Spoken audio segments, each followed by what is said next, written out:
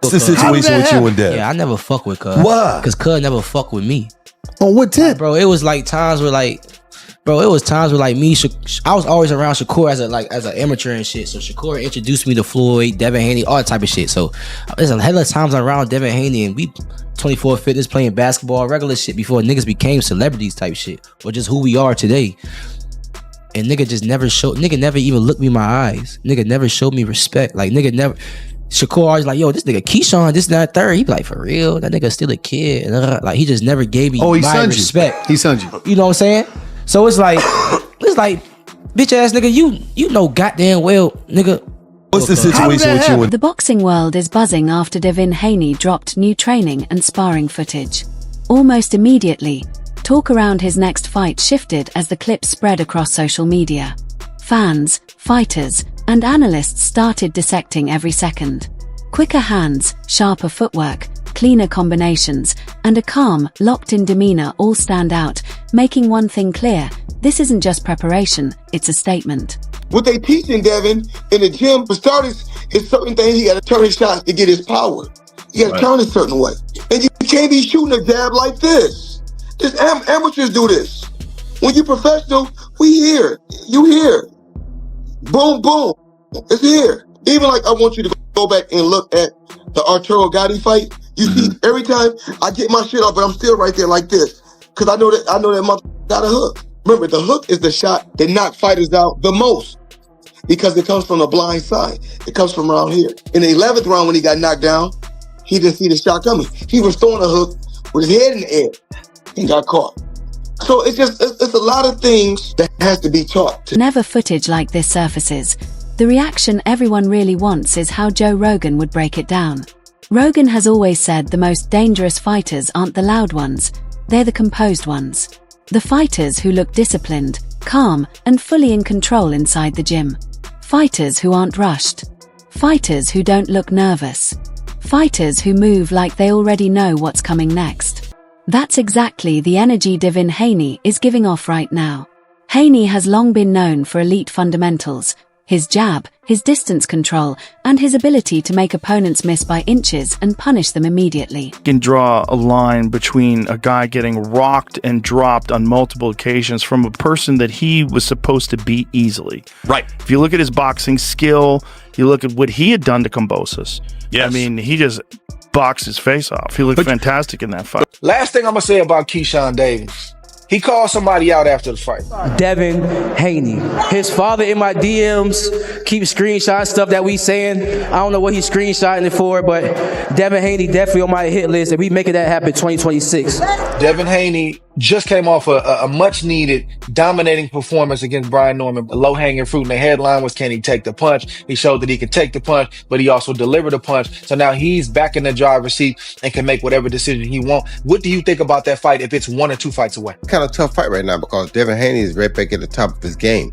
Devin showed that the weight loss was probably causing him to not have as good punch resistance, and it also probably wasn't causing him to have as much power or explosiveness as he has. He showed tremendous power, tremendous punch resistance in that fight against Norman, and for him to do that means that the weight was probably an issue. Now, if Keyshawn comes up, or if they even do a catch weight, a 143, 144, it's going to be a very interesting fight because I think Devin has more tools and more IQ right now, but Keyshawn is different. I mean, you gotta have that intangibleness about him, where he can be a different guy when it's time to be a different guy. You can never count him out. However, if I were pushing Keyshawn, I would have another fight or two before I fight Devin, just for experience purposes. And if I was Devin, I would try to jump on it right now before he gets those couple fights, because the more experience he gets, the harder he's going to become to beat. Yeah, that's going to be a tough fight for Keyshawn Davis. And I think in many respects, Devin Haney too, you can't take Keyshawn Davis light. He can really fight. He's really like that. The weight difference is a concern, and it's a fair question. Is he ready now? Is he ready a fight or two from now? But that's the fight, really. If you really want to scream, I'm back. That's the type of fight that you want, because obviously it's in the Turkey Al-Sheikh universe. And that's a fight that's going to get made. You're going to make a career high payday. But if you are able to beat Devin Haney, brother, when I say the sky's the limit, the sky is the limit. But this footage has reignited the debate over just how high Devin Haney's ceiling really is. Strip away the noise, and his career tells a very clear story. A young champion built on elite defense, championship-level discipline, and the ability to win at the highest level without relying on chaos. Critics have long said Haney isn't flashy enough, that he doesn't hunt knockouts, that he plays it safe. Supporters counter that this is exactly what makes him special. He doesn't fight for highlights, he fights for control, and that's why this upcoming matchup carries so much weight. Against an aggressive, confident challenger like Keyshawn Davis, Haney's style becomes the central question. Can pure boxing IQ, timing, and discipline neutralize speed, hunger, and pressure? Analysts are split down the middle, with some believing Haney's movement and jab will dismantle the threat before it ever has time to build. If the Devin Haney fight doesn't happen, is that someone you like to fight? Yeah, for sure. I love to fight Devin Haney. Me and Devin been had a little controversy back and forth for some years now. Honestly, I'm gonna be real with you. And Bill and Haney been in my DMs, DM me and stuff like that. So I already knew what they was coming to the fight for. I'm gonna be real with you. They was coming to fight to watch me, for sure. And since that I won in spectacular fashion, I feel like, let's get it on, let's fight. You know what I'm saying? What was always the issue most of the time? This is what the fighters always want to see the great fights, but the fans would love to see this. What do you think is going to be in the way of making a fight, Keyshawn Davis versus Devin Haney? What can actually make that happen? Because there's so many layers that have to happen for a fight of this magnitude to happen. What do you think needs to do? To happen right away? For happen right away, if it make money, it makes sense. Yeah. Mm-hmm. Be real with you. Like me right now, I'm gonna be real with you. Like I'm gonna be real with both of y'all. I'm in a position to where like I can stay at 140 and I can just go crazy at 140. I don't have to go up to 147 to fight none of them fighters. Right. I'm making the decision to go up to be Devin Haney. I feel like me and Devin Haney will be it'll be an easy fight for me, bro. Like super easy, bro. Like, and I know I would stop Devin Haney. I've been saying this, bro, before the Ryan fight, bro. He just don't got nothing for me. He got nothing for me. Like, you don't got no power. You got nothing for me to worry about. Like, what are you gonna do to stop me? Got you. And what I got coming with, you know what I'm saying? I feel like he don't got nothing to even stop me. His defense is not that good. I feel like I got better defense than him. I know he fought better opponents than me, so you know what I'm saying? So I gave him the benefit of the doubt. Yeah, for sure. But I just feel like I got better defense than him. It been people out here that do take steroids, and you could tell that guy was off steroids. And I actually know a person personally that his career changed. He was the top prospect doing great. He fought a guy with steroids and it changed his whole career. It changed how he talked. It changed everything. So us seeing Devin Haney doing all of this with a person that had 0.1 estrogen, and we all seen that Ryan Garcia was still in there getting tired. It's like, bro, I'm sorry. There's no other word to put this. You're a bitch. Excuse my language. That's how I feel. You're soft. You do not take your L's. You a person that been given everything all your life, a daddy's boy, making sure you've been straight all your life, and now you took your first loss. I feel like you don't really not take it. Granted, I wasn't in there fighting Ryan Garcia, but you asked me how I feel. You just took it always as suing and all that extra shit. I feel like, bro, turning the fight into a frustrating night for Keyshawn Davis. They see a fighter stepping into his prime, sharpening his craft, and preparing to remind the world why champions like Devin Haney are so hard to beat. Others believe this is the kind of moment that defines legacies. They argue that if Haney can dominate a hungry, explosive challenger while looking this composed, the entire conversation around his career shifts. And that's exactly where the Joe Rogan angle really hits. Now I got a new respect for Shakur. He's so trash in that fight that now I see the difference between boxing and dodging hits and running so you don't get hit. I clearly see the real. So Shakur, whatever I said, if I said anything, I don't know if I said anything, I apologize. You are a great boxer, a great defender, bro.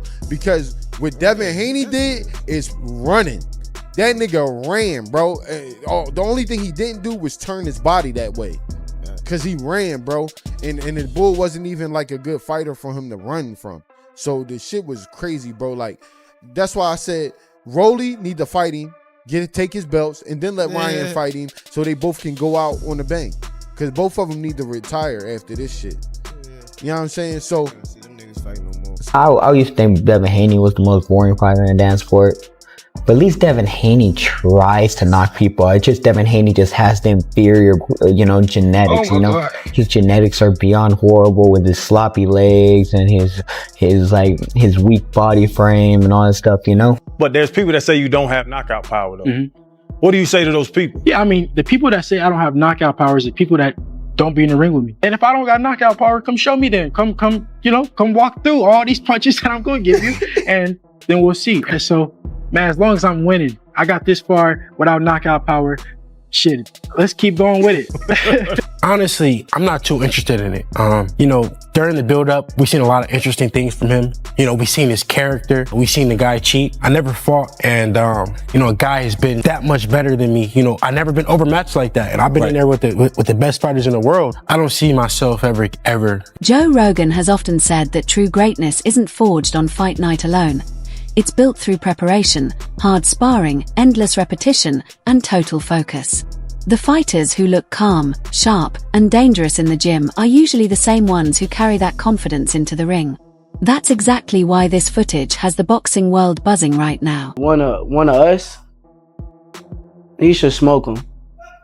But my prediction, I think it's going to be a good fight. So we're going to see. You think it's going to go the distance? Yeah, I think that fight go to 12 rounds. I think he older now. He opened the door for the possibilities. Now that he opened the door, that monster came out. Devin came out and was like, hey, how you doing? He answered the door. Little Keyshawn Davis out there ringing the doorbell at the 147-pound weight division, and that motherfucker opened the door. So now the big bag bully, he gonna try to... Debo don't got to fight yet. So what is Debo doing? Debo shit. He's trying to make it look like, and he put all the pressure right on. Because if this version of Devin Haney shows up on fight night, it won't just be about winning the next bout. It will be about what comes next, bigger matchups, legacy debates, and real conversations about where Haney belongs among the elite of his era. Right now, Devin Haney doesn't look like a man simply protecting a record. He looks like a fighter preparing to level up. And with the boxing world watching closely, one thing is clear.